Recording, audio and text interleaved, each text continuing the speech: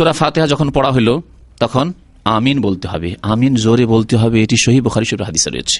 এছাড়াও আর অন্যান্য হাদিসে রয়েছে। সহিহ বুখারী শরীফে রয়েছে যে আব্দুল্লাহ বিন জুবাইর রাদিয়াল্লাহু তাআলা আনহু, প্রখ্যাত সাহাবী এবং মক্কাতুল মুকাররমার খলিফা, তিনি এত জোরে মসজিদ নববীতে আমিন বলছেন যে আম্মানা ইবনু জুবাইর এবং তার পিছনে যারা ছিল সবাই জোরে আমিন বললেন, হাত্তা আন্না লিল মসজিদে লাজ্জাতান, মসজিদ বেজে উঠল, মসজিদ আওয়াজে বেজে উঠল, কাঁচা মসজিদ বেজে উঠে। তাহলে কত জোরে আমিন তারা বলেছেন উচ্চ স্বরে। আর আমিন আজকাল মজহাবধারী ভাইদের ইন্ডিয়া, বাংলাদেশ, পাকিস্তান, তাদের মসজিদে জোরে বলা চরম অপরাধ। সমস্ত নজরগুলি এমন পড়বে আপনার উপর যে বদ নজর লাগিয়ে ফেলবে, বদ নজর লাগিয়ে দিবে। চোখ দিয়ে মারা যদি সম্ভব হইতো তো মেরেই দিত, এই অবস্থা। সহিহ বুখারী শরীফের হাদিস। আর হাদিস আছে মাদ্দা বিহা সাওতাহু, নবী করিম সাল্লাল্লাহু আলাইহি সাল্লাম উচ্চ স্বরে মাদ্দা টান দিয়ে আমিন টান দিতেন। মাদ্দা মানে টান দেওয়া, জাহারা মানে উচ্চ স্বরে করা। এইসব শব্দগুলি সহিহ হাদিসে এসেছে। তো ওইভাবে নামাজ পড়তে হবে সুন্নতি তরিকা নামাজের। রুকু থেকে যখন উঠলেন তখন আবার রফুল ইয়াদাইন, সামি আল্লাহু লিমান হামিদা, ইমাম বলবেন মুক্তাদিল বলবেন রব্বানা ওয়ালাকাল হামদ, তার সাথে যদি বাড়িয়ে হামদান কাসীরান তাইয়িবান মুবারাকান ফি, তো ভালো কথা। কারণ এই হাদিসের বড় ফজিলত রয়েছে। একটি হাদিস রয়েছে নবী করিম সাল্লাল্লাহু আলাইহি ওয়াসাল্লাম বললেন, এক সাহাবী বলেছিলেন 30-এর বেশি আমি ফেরেশতাকে দেখি তারা দৌড় দিচ্ছে এই নাকিটাকে আল্লাহ পাকের কাছে নিয়ে যাওয়ার জন্য। তবে রব্বানা ওয়ালাকাল হামদ বলে দাও যথেষ্ট। যেমন অন্য হাদিস রয়েছে, ইযা ক্বালা ইমাম সামি আল্লাহু লিমান হামিদা, ইমাম যখন বলবে সামি আল্লাহু লিমান হামিদা ফাকুলু, তোমরা বলো রব্বানা ওয়ালাকাল হামদ বা রব্বানা ওয়ালাকাল হামদ, যথেষ্ট। এই সময় রফুল ইয়াদাইন করবেন, হাত উঠাবেন। তাহলে হাত উঠার কতটি স্থান হইল? তাকবীরে তাহরিমায়, রুকুতে যাওয়ার সময়, রুকু থেকে ওঠার সময়, আর 4 রাকাত বিশিষ্ট নামাজ বা 3 রাকাত বিশিষ্ট নামাজে যখন প্রথম আত্তাহিয়াত, প্রথম তাশাহুদ পড়ে উঠবেন, আল্লাহু আকবার বলে উঠলেন, তখন আবার ওয়াইদা কামা মিনার রাকাতাইনি, নবী করিম সাল্লাল্লাহু আলাইহি ওয়াসাল্লাম যখন 2 রাকাত নামাজ পড়ে উঠতেন, 4 রাকাত নামাজে বা 3 রাকাত নামাজে মানে তাশাহুদ পড়ে উঠতেন, তো রাফা কাযালিকা, আব্দুল্লাহ বিন উমর রাদিয়াল্লাহু তাআলা আনহু বলছেন, সহিহ মুসলিম শরীফের হাদিস, যে রফুল ইয়াদাইন আবার করতেন। তাহলে এই 4টি ক্ষেত্র হচ্ছে হাত উঠিয়ে নামাজ পড়ার। এভাবে নামাজ পড়তে হবে। নামাজ মোটামুটি 1 রাকাত হয়ে গেল। যদি কোনো মাসলা মাসাইল ছুটে মনে রাখবেন এবং আলোচনার শেষে আবার জিজ্ঞেস করবেন। নামাজে তাশাহুদ অত্যন্ত গুরুত্বপূর্ণ। আত্তাহিয়াত যাকে তাশাহুদ বলা হয়, হাদিসে রয়েছে যে নবী করিম সাল্লাল্লাহু আলাইহি সাল্লাম সাহাবায়ে কেরামদেরকে তাশাহুদ শিখাতেন। সাহাবারা বলছেন, কানা রাসূলুল্লাহ সাল্লাল্লাহু আলাইহি ওয়াসাল্লাম ইউআল্লিমুনা তাশাহুদ কামা ইউআল্লিমুনা সূরাতা মিনাল কুরআন। রাসূলুল্লাহ সাল্লাল্লাহু আলাইহি ওয়াসাল্লাম আমাদেরকে তাশাহুদ শিখাতেন, আত্তাহিয়াত শিখাতেন, যেমন কোরআনে কারীমের কোন সূরা শিখাতেন গুরুত্ব দিয়ে। আত-তাহিয়াতু লিল্লাহি ওয়াস-সালাওয়াতু ওয়াত-তাইয়্যিবাতু আসসালামু আলাইকা আইয়ুহান নাবিয়্যু ওয়া রাহমাতুল্লাহি ওয়া বারাকাতুহু আসসালামু আলাইনা ওয়া আলা ইবাদিল্লাহিস সালিহিন আশহাদু আল্লা ইলাহা ইল্লাল্লাহ ওয়া আশহাদু আন্না মুহাম্মাদান আবদুহু ওয়া রাসূলুহু। এত গুরুত্ব। অনেক মুসলিম ভাইদের দেখা যায় যে তাশাহুদ মুখস্থ নেই, অথবা কিছু আছে কিছু নেই। প্রথম তাশাহুদ পড়া হচ্ছে ওয়াজিব। যদি ছুটে যায়, অনিচ্ছাকৃত ভুলে গেছে, তাহলে সেই ঘাটতি পূরণ হবে সাজদা দিয়ে। এখানে জেনে রাখা ভালো যে নামাজের ক্ষেত্রে 3 রকমের হুকুম আহকাম রয়েছে, বিধিবিধান রয়েছে। এক শ্রেণীর বিধিবিধানকে বলা হয় রুকুন, ওর বহু বচন জমা হচ্ছে আর কান মানে পিলার। তো নামাজের 14টি রুকুন রয়েছে। নামাজের মধ্যে শুরু থেকে শেষ পর্যন্ত 14টি রুকুন রয়েছে, পিলার। এগুলি ফরজ পিলার। এগুলির কোনো একটি যদি ছুটে যায় তাহলে নামাজ হবে না। যদি রাকাতের মধ্যে রুকুন হয় তাহলে ওই রাকাত নষ্ট হয়ে যাবে, হবে না। আর যদি গোটা নামাজের রুকুন হয় তাহলে নামাজই নষ্ট হয়ে যাবে। রাকাতের রুকুন যেমন সাজদা, সিজদা করা, রুকু। যদি কোনো রাকাতে রুকু ছুটে গেছে, দাঁড়িয়ে আছেন ওইদিকে রুকু ইমামের হয়ে গেছে, তারপরে রুকু গেলে হবে, রুকুই হয়নি আপনার, তো রুকু না করে সিজদায় চলে গেছেন। সিজদা করেছেন, 2টো সিজদার একটি সিজদা করেছেন আর একটি করেননি, তাহলে ওই রাকাত নষ্ট হলে যে রাকাতের রুকুন আপনার ছুটে গেল। যদি গোটা নামাজের রুকুন হয়, যেমন শেষ তাশাহুদ, শেষ বৈঠক, শেষ বৈঠকে এসে গেছেন, নামাজ শেষ হতে অল্প কিছু সময় বাকি আছে, আর ওই সময় এমন আপনার জরুরি হয়ে গেছে হয়তো কাজায়ে হাজাতের বাথরুমে যাওয়ার, নামাজ থেকে উঠে চলে, নামাজ হবে?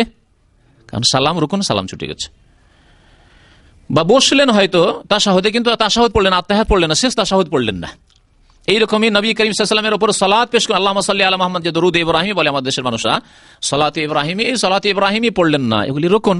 যদি না পড়েন তো নামাজ, পুরো নামাজ হবে না। কারণ নবীর প্রতি দরুদ পেশ করা আর নবী সাল্লাল্লাহু আলাইহি ওয়াসাল্লামের উপর সালাম পেশ করা, অর্থাৎ আত্তাহিয়াতু আসসালামু আলাইকা আইয়ুহান নবী ওয়া রাহমাতুল্লাহি ওয়া বারাকাতুহু, এগুলি হচ্ছে রুকুন। ছুটে গেলে নামাজই হবে না। তো এইভাবে নামাজ পড়তে হবে। নামাজের মধ্যে প্রথম হচ্ছে তাহলে 14টি কি বললাম? রুকুন। বাকি 8টি হচ্ছে ওয়াজিব। 8টি হচ্ছে ওয়াজিব। এই ওয়াজিবগুলির কোনো একটি যদি ছুটে যায় তাহলে কি করতে হবে? ইচ্ছা করে ছাড়লে নামাজ হবে না। কিন্তু যদি ভুলবশত ছুটে যায় তাহলে সহজ সিজদা দিলে কি হয়ে যাবে? ঘাটতি পূরণ হয়ে যাবে। যেমন প্রথম তাশাহুদ, প্রথম বৈঠক, 2 রাকাত নামাজ পড়ে বসতে হবে, আপনি ভুলে গিয়ে উঠে গেছেন, উঠে দাঁড়িয়ে সোজা দাঁড়িয়ে গেছেন, আর ফিরে যাবেন না, কারণ ওয়াজিব ছুটেছে, এর ঘাটতি পূরণ হয়ে যাবে সহজ সিজদা দিয়ে। বা বসেছেন কিন্তু তাশাহুদ পড়েননি হয়তো, তাহলে ওয়াজিব ছুটলো, সহজ সিজদা দিবেন। এইরকমই তাকবীরে তাহরিমা ছাড়া বাকি তাকবীরগুলি ওয়াজিব। তো ওয়াজিব হলো দ্বিতীয় স্তরে। বাকি যতগুলি কাজ রয়েছে শুরু থেকে শেষ পর্যন্ত 14 এবং 8, এই কত হলো? 22টি কাজ বা কথা, আমল নামাজের মধ্যে, এগুলি হচ্ছে রুকুন আর ওয়াজিব, বাকিগুলি হচ্ছে সুন্নত। বাকিগুলির মধ্যে রাফুল ইয়াদাইন করা, বাকিগুলির মধ্যে সূরা ফাতিহার সাথে আরেকটি সূরা বা কয়েকটি আয়াত মেলানো, বাকিগুলির মধ্যে হচ্ছে তসবিহ একাধিকবার পড়া, 3 বার 5 বার 7 বার এইরকম করে তসবিহ পড়া, বাকিগুলির মধ্যে হচ্ছে আমিন জোরে বলা, এগুলি হচ্ছে সব সুন্নত। সুন্নত মানে ছেড়ে দেওয়া নয়। আমি অনেক সময় বলি, কারণ সুন্নত আমাদের দেশের মানুষকে বললে কার সুন্নত এর পরোয়া করে না। সুন্নত শুনলেই মহাবিপদ। সুন্নত মানে সারা জিন্দেগি ছেড়ে দাও, সারা জীবন ছেড়ে দাও না। কখনো যদি ছুটে যায়, কখনো আমিন আপনার ছুটে গেল, হয়তো কখনো রাফুল এদিন ছুটে গেল। আর এই নয় যে সারা জীবন আপনি জানলেন অথচ সারা জীবন সুন্নত, যাক সুন্নত ছেড়ে দিলেন আপনি। অথচ এমন কোনো সমস্যা নয় যে বড় সমস্যা সৃষ্টি করবে। যদি বড় সমস্যা সৃষ্টির আশঙ্কা থাকে বা বড় বড় রোগ আপনার গ্রামে আছে, তাহলে এই সুন্নতগুলির পিছনে না পড়ে বড় রোগগুলি সারাতে হবে। গ্রামের লোক কবর মাজার পূজা করে, পীরের মুরিদ হয়, শিরক বিদআতে ডুবে রয়েছে, তাজিয়া আর মিলাদ আর কোরআন খানি আর বকশানো আর বহু শিরক বিদআতে লিপ্ত আছে, তাহলে আপনাকে বড় বড় রোগের চিকিৎসা আগে করতে হবে। তাহলে আমিনের ঝামেলা না গিয়ে আর রফুল এদেনের না গিয়ে আগে বড় বড়গুলি সংশোধন করেন। বড় রোগের সংশোধন না হলে ওই শিরকের অবস্থায় নামাজই কবুল হবে না। তো আমিন জোরে বলিয়ে তাকে কি করবেন, আর রফুল এদেন করিয়ে তাকে কি করবেন?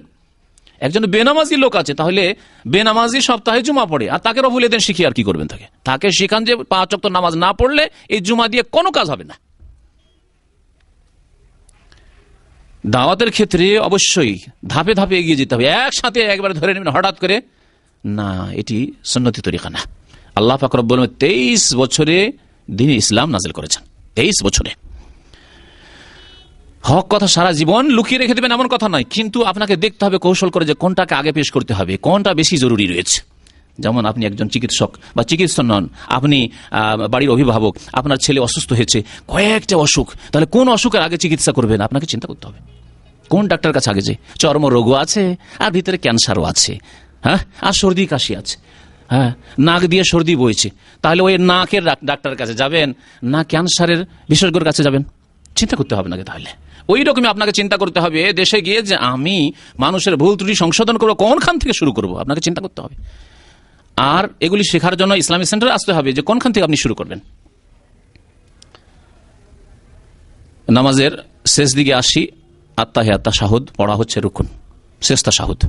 দুরুদ পড়া হচ্ছে রুকুন।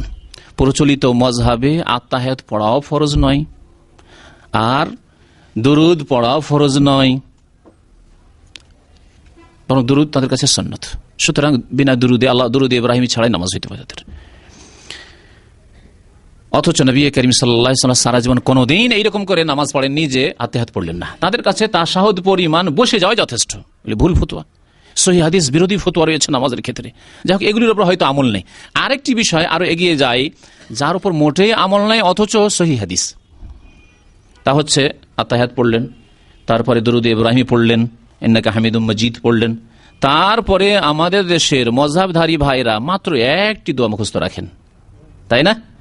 দোয়ায়ে মাসুরা মানে তারা মনে করেন অজ্ঞতার কারণে, এবং অজ্ঞতা কেন এরকম, চিরকাল কেন অজ্ঞতা? এই জন্য যে যারা শিক্ষা দিয়েছে তাদের অজ্ঞতা, বা তাদের অনীহা, হয় অজ্ঞতা আর না হলে তাদের অনীহা। কেন শিখান না তারা?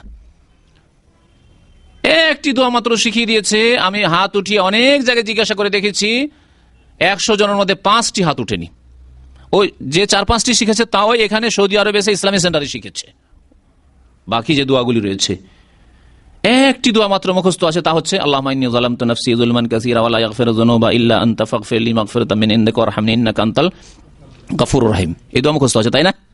এই দোয়া মুখস্থ আছে, কারণ এই দোয়া কিতাবে আছে আর বক্তব্য পড়েছেন, হুজুররাও শিখিয়েছে। ব্যাস, দোয়ায়ে মাসুরা মানে একটি দোয়া।